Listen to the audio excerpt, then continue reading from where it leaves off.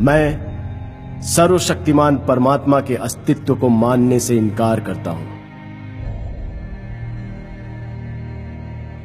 मैं नास्तिक इसलिए नहीं बना कि मैं अभिमानी हूं, पाखंडी या निरर्थक हूं। मैं ना तो किसी का अवतार हूं, ना ईश्वर का दूत, और ना ही खुद परमात्मा। मैं अपना जीवन एक मकसद के लिए न्योछावर करने जा रहा हूं, और इससे बड़ा आश्वासन भला क्या हो सकता है। ईश्वर में विश्वास रखने वाला एक हिंदू पुनर्जन्म में एक राजा बनने की आशा कर सकता है। एक मुसलमान या एक ईसाई को स्वर्ग में भोग विलास पाने की इच्छा हो सकती है। उसे अपने कष्ट और कुर्बानियों के बदले पुरस्कृत होने की कामना हो सकती है। लेकिन मुझे क्या आशा करनी चाहिए?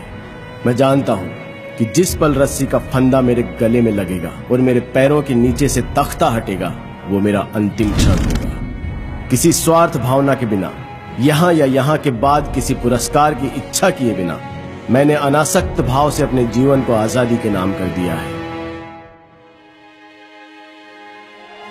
हमारे पूर्वजों को जरूर किसी सर्वशक्तिमान में आस्था रही होगी कि उस विश्वास के सच या उस परमात्मा के अस्तित्व को जो भी चुनौती देता है, उसे काफिर या पाखंडी कहा जाता है।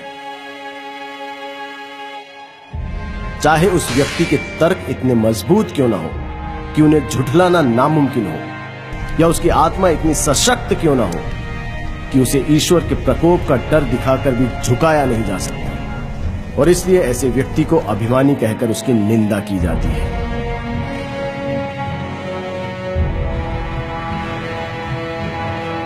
मैं घमंड की वजह से नास्तिक नहीं बना।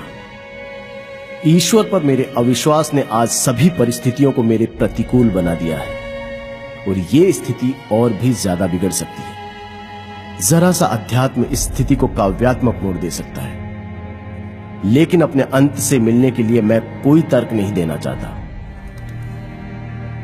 मैं यथार्थवादी व्यक्ति हूं। अपने व्यवहार पर मैं सिर्फ तर्कशील होकर विजय पाना चाहता हूं। भले ही मैं हमेशा इन कोशिशों में कामयाब नहीं रहा हूं, लेकिन यह मनुष्य का कर्तव्य है कि वो कोशिश करता रहे, क्योंकि सफलता तो संयोग और हालात पर ही निर्भर करती है। आगे बढ़ते रहने वाले प्रत्येक व्यक्ति के लिए जरूरी है कि वो पुरानी आस्था के सभी सिद्धांतों में दोष ढूंढे।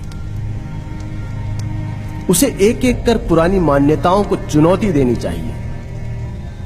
उसे सभी बारीकियों को परखना और समझना चाहिए। अगर कठोर तर्क वितर्क के बाद वो किसी धारणा तक पहुंचता है, तो उसके विश्वास को सराहना चाहिए। उसके तर्कों को गलत या झूठा भी समझा जा सकता है, पर संभव है कि उसे सही ठहराया जाएगा, क्योंकि तर्क ही जीवन का मार्गदर्शक है।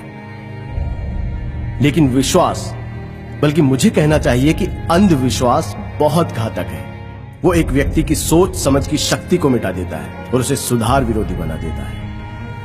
जो भी व्यक्ति खुद को यथार्थवादी कहने का दावा करता है, उसे पुरानी मान्यताओं के सच को चुनौती देनी होगी, और यदि आस्था तर्क के प्रहार को सहन न कर पाए तो वो बिखर जाती है। यहां अंग्रेजों का शासन इसलिए नहीं है क्योंकि ईश्वर ऐसा चाहता है, बल्कि इसलिए है क्योंकि उनके पास ताकत है और हम में उसका विरोध करने का साहस नहीं है। अंग्रेज ईश्वर की मदद से हमें काबू में नहीं रख रहे हैं, बल्कि वो बंदूकों, गोलियों, पुलिस और सेना के सहारे ऐसा कर रहे हैं, और सबसे ज्यादा हमारी बेपरवाही की वजह से। मेरे एक दोस्त ने मुझसे प्रार्थना करने को कहा। जब मैंने उससे अपने नास्तिक होने की बात कही, तो उसने कहा, जब तुम्हारे आखिरी दिन नजदीक आएंगे तब तुम यकीन करने लगोगे। मैंने कहा, नहीं मेरे प्यारे मित्र, ऐसा कभी नहीं होगा। मैं इसे अपने लिए अपमानजनक और नैतिक पतन की वजह समझता हूं। ऐसी स्वार्थी वजहों से मैं कभी प्रार्थना नहीं करूंगा।